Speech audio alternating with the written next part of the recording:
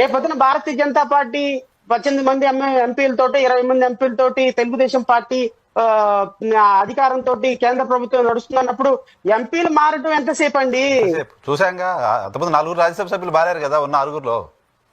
So కాబట్టి రాష్ట్రంలోను కేంద్రంలోను Telugu Desam party చక్కగా ఒక తాజ్పావన్ తీసుకొచ్చుకొని ఇటుపక్క, కట్లపావన్ తీసుకొచ్చుకొని ఇటుపక్క పెట్టుకున్నారు. ఈ రెండు పాముల మధ్య బోరు ఊతున్నారు చంద్రబాబు నాయుడు గారు. బోరు ఎప్పుడు ఊపటం ఆపారనుకోండి, నాదస్వరం ఊపటం ఎప్పుడు ఆపారనుకోండి, జరిగిపోయేది జరుగుతుంది. నిజానికి నాకు గుర్తొస్తోంది, మనం ఆల్మోస్ట్ 2 years గా నేను ఛానల్ పెట్టినప్పుడు నుంచి మనం మాట్లాడుతున్నాం. సో ఆ రోజు పవన్ కళ్యాణ్ భారతీయ జనతా పార్టీ 2 పార్టీలతో టీడీపీ పొత్తు పెట్టుకొని చాలా పెద్ద తప్పు చేస్తోంది అని మాట్లాడారు మీరు, నాకు గుర్తుంది. చాలా తప్పు చేస్తోంది, భవిష్యత్తులో చాలా కాన్సిక్వెన్సెస్ ని ఫేస్ చేస్తుంది అని చెప్పారు. బట్ ఇప్పుడు బహుశా తెలుగుదేశం పార్టీకి సంబంధించిన నాయకులకి ఆ మాటలు ఇప్పుడు వినిపిస్తుంది. ఇప్పుడు తెలియదు. సారీ ఇప్పుడు కూడా నేను మీరు మాట్లాడుకున్న వీడియో బయటకు వచ్చినప్పుడు కూడా ఎవరు నా వెర్షన్ అంగీకరించరు. ఎందుకు అంటే చాలా హైపోథెటికల్ గా ఉంది వెర్షన్. ఇది ఇంపాసిబుల్ థింగ్. 143 సీట్లు కూటమి ప్రభుత్వానికి ఉంటే, కూటమి ప్రభుత్వంలో తెలుగుదేశం పార్టీ ఇంత స్ట్రాంగ్ గా ఉంటే ఏంటి పిచ్చి అనాలిసిస్ ఏంటి? ఈ పిచ్చి అనాలిసిస్ కి నరసింహరావు గారు లాంటి వ్యక్తి అకామిడేట్ చేయడం అంటే అనుకుంటారు. కానీ నా మాటలు ఇంకొంచెం కొన్ని నెలల తర్వాత, 1 సంవత్సరం తర్వాత వినాల్సి వచ్చినప్పుడు మాత్రం ఖచ్చితంగా నేను చెప్పిన ప్రతి అక్షరం తూచా తప్పకుండా జరుగుతుంది. అందుకని నేను మిమ్మల్ని రిక్వెస్ట్ చేస్తున్నా, preserve this interview.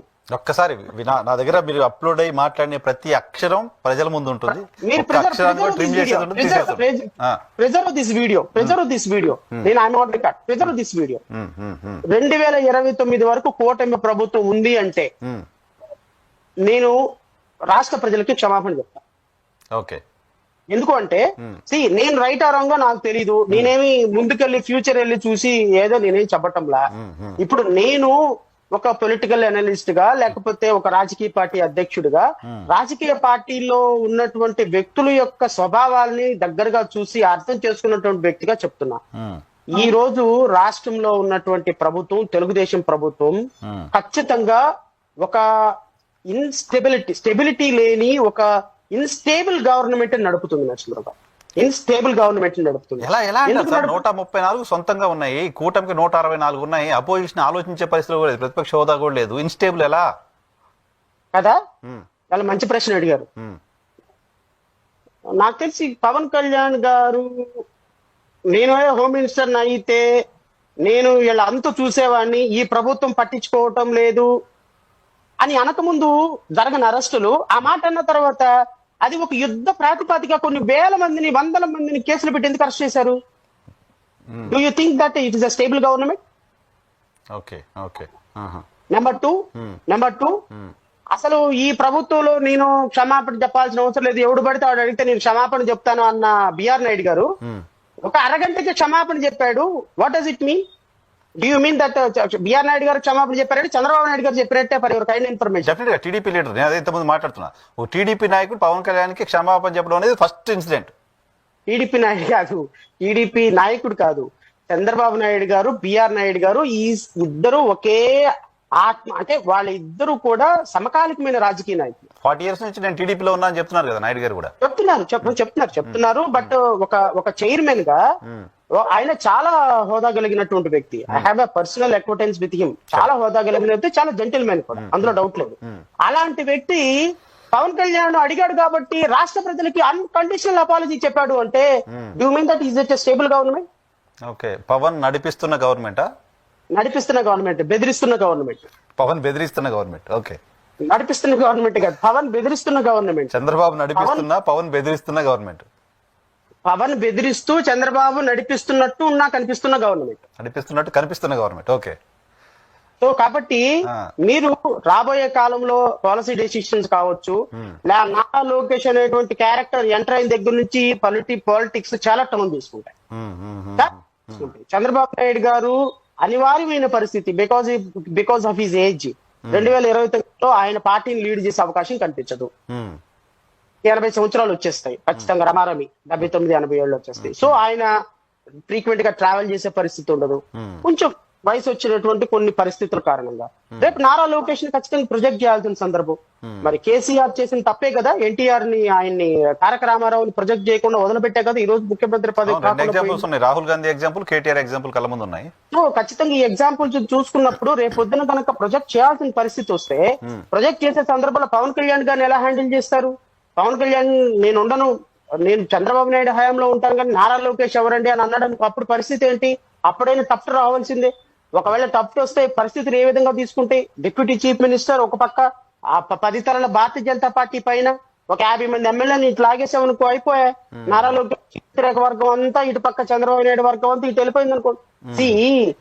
Anything is possible in politics Narasimharao garu. కానీ మీరు చెప్తున్నారు కానీ సార్, ఇప్పుడు తిరుపతి ఇష్యూనే తీసుకుంటే, తిరుపతి ఇష్యూలో సరే నేను క్యాస్ట్ పాలిటిక్స్ పెద్దగా మాట్లాడడానికి ఇష్టపడ్డా, కానీ తిరుపతిలో నేను తిరుపతి వెళ్ళొచ్చాను. నేను కూడా వైకుంఠ ఏకాదశి దర్శనానికి వెళ్ళా.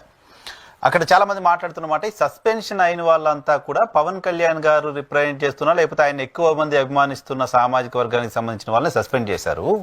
చంద్రబాబు నాయుడు గారికి సంబంధించిన బ్యాకప్ ఉన్న కమ్యూనిటీకి సంబంధించిన వాళ్ళని ఎవరిని ఒక్కరిని సస్పెండ్ చేయలేదు, ఎవరిని ఏమీ అనలేదు.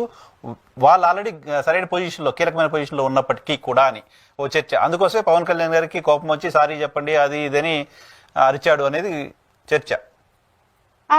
నేను అలా అయితే అనుకోను కానీ, ఎందుకంటే నేను దీనిలో క్యాస్ట్ ఉంటుంది, ఏదో ఒక చౌదరి అనే ఒక అతన్ని కూడా సస్పెండ్ చేశారు. ఇదే పెద్ద దీంట్లో క్యాస్ట్ చూసి చేశారు, లేకపోతే వాళ్ళ వర్గాన్ని వాళ్ళు ఇప్పుడు తన దాకా అంటూ వస్తే సామాజిక వర్గం కాదు కదా, ఎవరినైనా వదులుకోవడానికి సిద్ధపడే వ్యక్తి చంద్రబాబు నాయుడు గారు. అది పాత Chandrababu Naidu.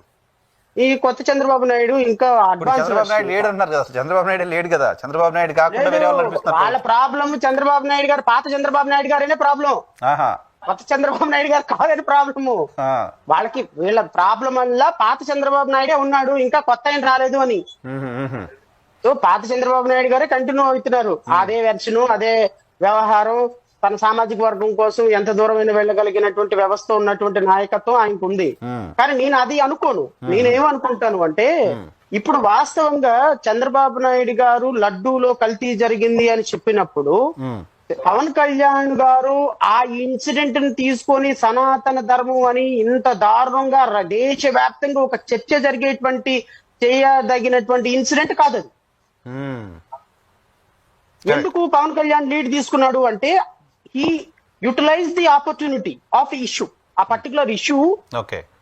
He thought of that this issue has to be taken to some extent. ఎందుకు అంటే ఒక థాట్ ని ప్రవోక్ చేయడానికి సౌత్ ఇండియాలో భారతీయ జనతా పార్టీ డివోటీగా, భారతీయ జనతా పార్టీ ఫాలోవర్ గా, భారతీయ జనతా పార్టీ హిందూ సనాతన ధర్మాధికారిగా ప్రొజెక్ట్ అవడానికి ఆ ఇష్యూని ఆయన వాడుకున్నాడు. ఈ ఇష్యూని ఆయన వాడుకుంటాడు అన్న సంగతి చంద్రబాబు నాయుడు గారు తెలియదు. చంద్రబాబు నాయుడు గారు ప్రివెంట్ చేసే పరిస్థితి కూడా లేదు. ఎందుకు ప్రివెంట్ చేసే పరిస్థితి లేదంటే, నువ్వెవరిపో నా ఇష్టం అంటాడు. అలిగేషన్ ఆయన చేశారు కదా, మీరు చెప్పిన దాని ప్రకారం నేను చేస్తున్నాను కదా, మీరే అన్నారు అపచారమే కదా అనేది. సో పవన్ కళ్యాణ్ మీరు దీన్ని ఇంకా ఫర్దర్ గా తీసుకెళ్లొద్దు. దీన్ని ఇప్పుడు నో డౌట్ అండి, చంద్రబాబు నాయుడు గారు ఏ క్యాస్ట్ ని ఓపెన్ గా ప్రమోట్ చేయడు. ఆయన క్రిస్టియన్లని, ముస్లింస్ ని, హిందూస్ ని మొదటి నుంచి కూడా ఈక్వల్ గా చూసేటువంటి ఒక సెక్యులర్ భావజాలం ఉన్నటువంటి వ్యక్తి. కానీ ఈ ఇన్సిడెంట్ లో పవన్ కళ్యాణ్ చేసిన డ్యామేజ్ టీడీపీకి మామూలు డ్యామేజ్ కాదు. టీడీపీకి మామూలు డ్యామేజ్ కాదు. ఆయన సనాతన ధర్మం అని చెప్పేసి తీసుకొని వెళ్ళిపోయి సీరియస్ గా రాష్ట్రంలో, దేశంలో, సౌత్ ఇండియాలో ఒక టఫ్ తీసుకొచ్చే సిచ్యువేషన్ లో is unable to even open his mouth Chandrababu Naidu గారు. ఎందుకో చెప్పనా, ఏం చేయలేని పరిస్థితి ఆయన. పవన్ కళ్యాణ్ ఎటు తీసుకెళ్తున్నాడో ఏంటో, ఇష్యూ ఎటు వెళ్తుందో అర్థం కాదు. నేను మాట్లాడింది ఒకటి, ఆయన చేసేది ఒకటి. ఇది కులాలకి మతాలకి మధ్య తెలుగుదేశం పార్టీని దూరం చేసే కార్యక్రమం. బట్ దేర్ ఇస్ నో, ఈయన దగ్గర పవర్ లేదు, మాట్లాడలేడు. పవన్ కళ్యాణ్ ఆత్మని చెప్పలేడు. పవన్ కళ్యాణ్ గారు ఏది చెబితే ఇండైరెక్ట్లీ ఆర్ డైరెక్ట్లీ ఇతను ఫాలో అయ్యే పరిస్థితి తప్ప ఆయనకి ఇది కాదు అని చెప్పే పరిస్థితి చంద్రబాబు నాయుడు గారి దగ్గర లేదు. ఇప్పుడు నేను బిఆర్ నాయుడు గారు సారీ ఎందుకు చెప్పారు? అదే సారీ, పవన్ కళ్యాణ్ గారు ఇట్లా అంటున్నారంటే కూడా ఎవరో ఏదో అంటే నేను చెప్పాలా అని ఎందుకు చెప్పారు సారీ అంటే, these are the instructions came from CMO. You just say apology, unconditional apology అని. అదర్వైజ్ బిఆర్ నాయుడు గారు ప్రాణమైన చెప్పే వ్యక్తి కాదు. ఫస్ట్ మాట్లాడింది that is BR Naidu, second మాట్లాడింది ఇన్స్ట్రక్షన్. సో నేనేమంటానంటే నరసింహరావు గారు, ఇది రేపొద్దున గుడ్ ఆర్ బ్యాడ్ అని నాకు తెలీదు. పొలిటికల్ గా చాలా డిఫరెంట్ టోన్స్ తీసుకునే అవకాశం ఉంది. ఈ డిఫరెంట్ టర్న్ లో ఏ పార్టీ అంతర్ధానం అవుద్దో మనకు తెలియదు. పొలిటికల్ చేంజ్ ఖచ్చితంగా జరిగే అవకాశం ఉంది. పొలిటికల్ చేంజ్ ఖచ్చితంగా జరిగినప్పుడు నాయకత్వం ఖచ్చితంగా కోల్పోవాల్సిన అవకాశం ఉంటుంది. ఎందుకంటే రాష్ట్రంలో ఒక పొలిటికల్ చేంజ్ రావాలి అంటే భారతీయ జనతా పార్టీ లాంటి ఈ పార్టీ మేబీ అధికారంలోకి రావడానికి పవన్ కళ్యాణ్ ఒక ఇన్స్ట్రుమెంట్ గా వాడుకోవచ్చు, ఉపయోగపడవచ్చు. పవన్ కళ్యాణ్ అనేటువంటి వ్యక్తి లేకపోతే మన భారతీయ జనతా పార్టీకి అన్ని ఎంపీలను అన్ని ఎమ్మెల్యేలు వచ్చినా ఛాన్సే ఉండేది కాదు కదా. జనరల్ గా మనం బయట నుంచి చూసినప్పుడు అటువంటి ఇది లేదు. అసలు ఈ రాష్ట్రంలోకి ఎంట్రన్స్ దొరికిందా పవన్ కళ్యాణ్ తోటి. రేపు Pawan Kalyan is also very much loyal to BJP. So Bharatiya Janata party రేపొద్దున ఆంధ్రప్రదేశ్ రాష్ట్రంలో నిలదొక్కుకోవాలి అని అనుకుంది అనుకో, అంటే ఇప్పటికిప్పుడు ఏదో ఇమ్మీడియట్ గా జరుగుద్దని నేను కూడా చెప్పడానికి సిద్ధంగా లేను. ఎందుకంటే జరగనివ్వండి, కొన్ని పరిస్థితులు చంద్రబాబు నాయుడు గారు సాఫ్ట్ గా వెళ్ళిపోతున్నంత వరకు ఏం కాదు. కానీ రేపొద్దున చంద్రబాబు నాయకత్వం మారాల్సిన పరిస్థితి వచ్చి గనక థర్డ్ పర్సన్ ఇంటర్వెన్షన్ వచ్చింది అంటే then political system will drastically change అవుతుంది. చూడాలి సార్. ఆ చేంజ్ అయ్యే సందర్భంలో పవన్ కళ్యాణ్ గారు భారతీయ జనతా పార్టీ ఇప్పుడున్న ప్రభుత్వాన్ని కోలదొయ్యటానికి కూడా వెనకాడు అనేది నా ప్రిడిక్షన్. నేను అదే చెప్తాను, నా ప్రిడిక్షన్. ఈ ప్రిడిక్షన్ కరెక్ట్ అవ్వచ్చు, కరెక్ట్ అవ్వకపోవచ్చు.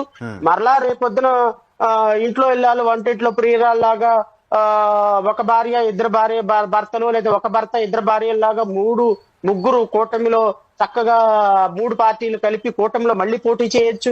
మళ్ళీ రేపొద్దున అధికారంలో ఎనీథింగ్ మే హ్యాపెన్. బట్ నాకున్న చిన్నపాటి లిటిల్ బిట్ ఎక్స్పీరియన్స్ తో నేను ఒక చిన్న ప్రిడిక్షన్ చెప్తున్నా. ఆ ప్రిడిక్షన్ కన్ఫర్మ్ అయింది అనుకోండి అవుతుంది, అవ్వలేదు అనుకోండి నెక్స్ట్ టైం నుంచి ఈ ప్రిడిక్షన్ చెప్పడం మానేస్తాను.